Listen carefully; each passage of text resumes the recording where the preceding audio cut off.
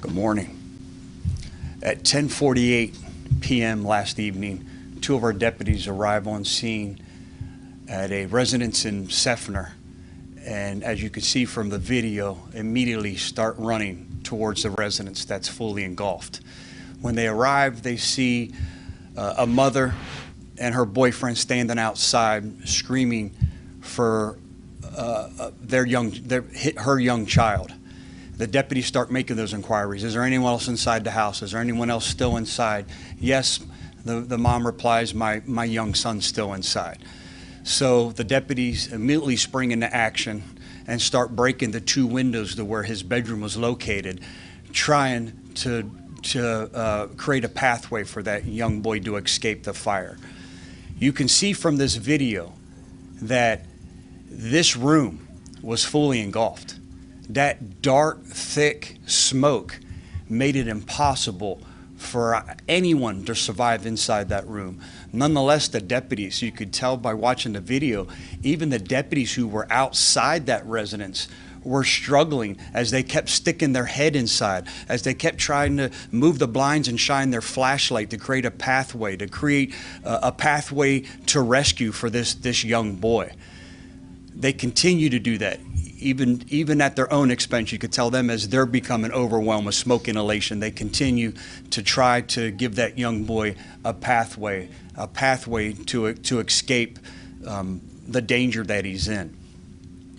Fortunately, the young boy is able to find them, and Deputy Maldonado and his squad mate, Deputy Reich, were able to grab this young boy, this lifeless, this almost near responsive young boy, from the residence and take him to safety, where they immediately start providing some medical attention.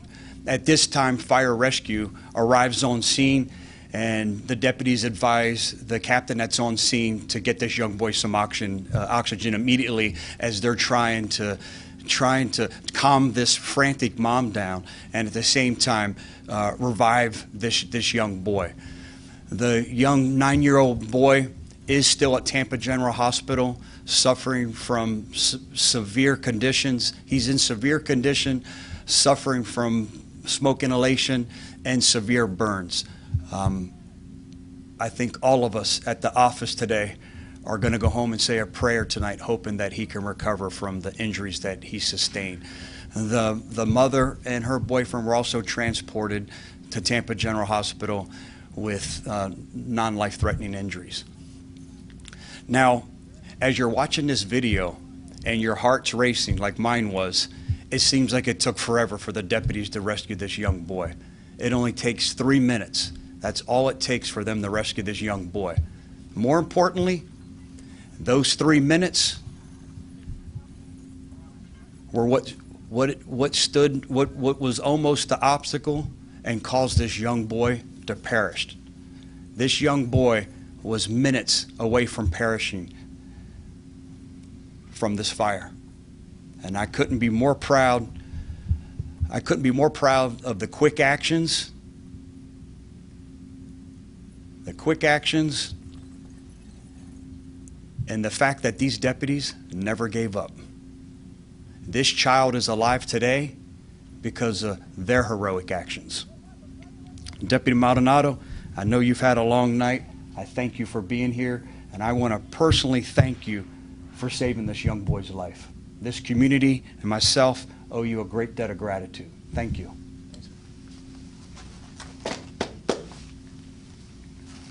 At this time, Deputy Maldonado and myself are available for any questions. Do you mind, Deputy Maldonado, just kind of explaining from your perspective? Sure. Just kind of take us through to arrive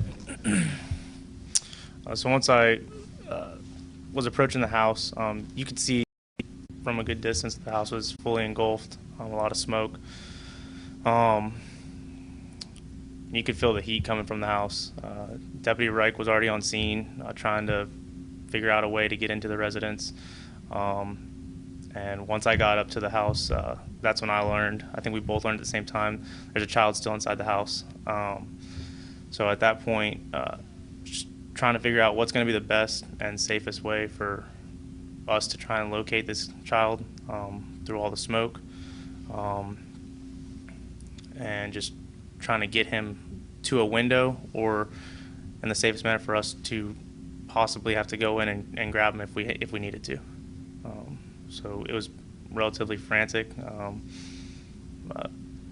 lot of neighbors were outside. They were screaming in the background that there's a child still inside.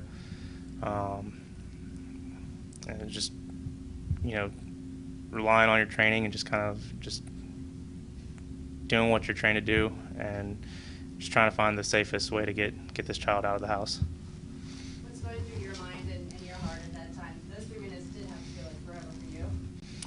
Yeah, I mean, I didn't know it took 3 minutes until Sheriff said that. Definitely felt like a lot longer. But, I think the biggest thing, we were probably both just thinking, we got to get this child out of the house. And that was the only thought at that point in time. So. Did you know, was he still in the room? Had he gone out of the room? Do you kind of know where he was at that point when you guys broke the window? Initially, we didn't know exactly where he was inside the house. And there was a little bit of a delay between us learning that he was still inside the house and trying to figure out where he was. So once we got the windows broken and we pulled the window out of the front of the house, we just started calling out, "Hey, buddy, can you hear us? Hey, buddy, can you come to the sign of our light? Hey, buddy, can you come to our voice?" And it was a little bit after that is when we could start to hear him cough and kind of like cry and groan. So we knew that he was somewhere in that room. It was just a matter of where in the room and how far into the room he was. It didn't sound like he was too deep into the room, but it was just a matter of trying to figure out where he was in the room. What was it like when you saw him, when you finally saw him coming out of that window and you were able to help pull him out? What was that like?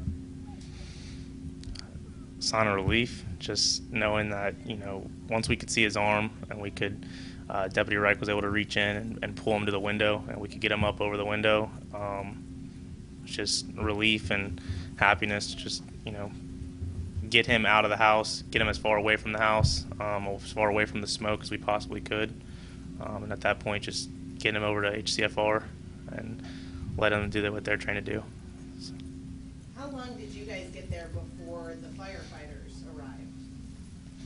I don't know the exact time. They were on scene pretty much within unison of us getting him out of the house. If you ended up having to go, if he didn't come out of the house, if he wasn't able to move toward the window, then you had to go in, you're putting your own life at risk at that point. Was that something that you were prepared to do? We opened up the window, and we're not trained to go inside of houses or anything like that. We were trying to do it in the safest manner. So we did what we could in the safest manner to get him out of the house, but we're not trained to go inside of houses. We're not sure, if this little boy's going to be okay, but how hopeful are you that he will be, and that you'll be able to reunite with him and his mom and kind of be able to see him, in a better condition, I guess? Yeah, I hope he makes a speedy recovery and is able to get back, and hopefully if we're able to see him in a better state, and maybe see mom in a better state, and have an opportunity to just say hi to him. But biggest thing is just making sure that he is able to recover and have a healthy recovery. You hear the sheriff called you a hero. I'm sure other people are going to see this today and say the same thing. What are your thoughts about that? We're just doing our job, sir. What are you feeling right now? I mean, watching that video, I can imagine all the adrenaline you're feeling. Are you still feeling that? Are you still taking this all in? What is going through your mind? Yeah. Last night went to bed, and I definitely didn't expect to be here doing all this the next day. So I think I had, we had come down from everything that happened last night. I think getting that phone call this morning was, definitely was like, okay, I guess this is a lot bigger than we thought it was. So. Any parents in this situation, something like this, what do you recommend them to do? What's the best way they can act? Sure. I think it's being prepared, having a plan in place. We always talk about hurricane plans. We always talk about different plans. I think you have to have a fire plan in place. What are you going to do? Is your child on the second floor? Luckily, this one wasn't. That where you need a ladder, that one of those foldable ladders to get out. It's always being prepared. That's the best way and only way to survive something like this. Luckily, the deputies were able to glean as much information as they could. And again, it's their quick actions, their bravery that saved that child's life last night. And I couldn't be more proud of them. And I know you didn't get much sleep last night, but thank you for being here. That means the world. You know, another part too is this Deputy Maldonado and Deputy Reich, they're young deputies. They're not some seasoned veterans. They both were hired in 2020. This goes back to the training. This only reaffirms to me that the training that we're providing these deputies is working. Because you saw they didn't hesitate, the way they sprung into action. Now, yes, they're not trained to go into fully golf homes, and at times we do go into fully golf homes. We'll never have the equipment or training for it, but they do it. This last night was no different. They were where they could be to make sure that they were able to survive this incident and give this child every opportunity to survive it as well. Think about that, 3 minutes. 3 minutes is all that stood in the way of this young child living or dying. And it's because of their actions that 3 minutes hopefully will save this child's life today. Any other questions? Have you heard an update from the hospital or family? We didn't. I'll be heading that way in a little bit to see if I can see him, and we'll certainly put something out. That's where I plan to head next, is to Tampa General, to see if we can lay eyes on this child. And again, just I think for our own benefit, I would love nothing more to call Deputy Maldonado and Reich. Deputy Reich, they're off this weekend, so he's already on his way for a weekend trip with his family, and call the two deputies and tell them his condition. Hopefully I'm able to report some good news. This is another reason why I provide the deputies with the tools and equipment, the training that they need to save lives. This is a perfect example that there's so many deputies out here that the probability of them arriving on scene before a fire rescue in a lot of different scenarios that are medical conditions or fire conditions is a reason that I provide them with the equipment. Every patrol deputy that we have has an AED. We're saving lives every day. Narcan, because of the amount of overdoses that we're facing. Whatever piece of equipment they need, they're going to have, so they can spring into action like they did last night and save a life. You know, others may have, I guess, waited, like, if they weren't trained, I guess, maybe just waited until the fire rescue came, but these deputies stepped in and got right into action. And what does that say about your team here? The selfless service to others, the motto that this team, the 4,000 men and women of this office, that they live by. Selfless service to others. That's what they do every day when they kiss their loved ones goodbye and head out to work, not knowing what the shift ahead holds in store for them. I couldn't be more proud of them. It seems like I'm always standing in front of the camera saying how proud I am of the men and women that work at this office. But I tell you what, it's almost a daily reminder when I come to work of why I'm so proud of them and how selfless they are. You put your life at risk. How do you feel? Do you fear for your life at any point? Would you do this again? What are you choosing?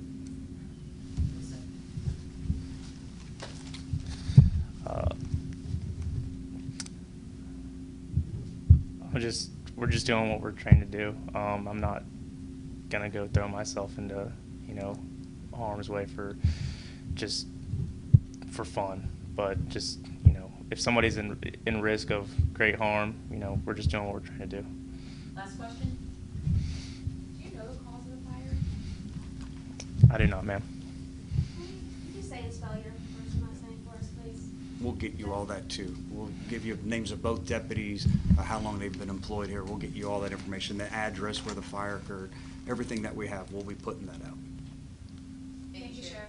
Thank you, everyone.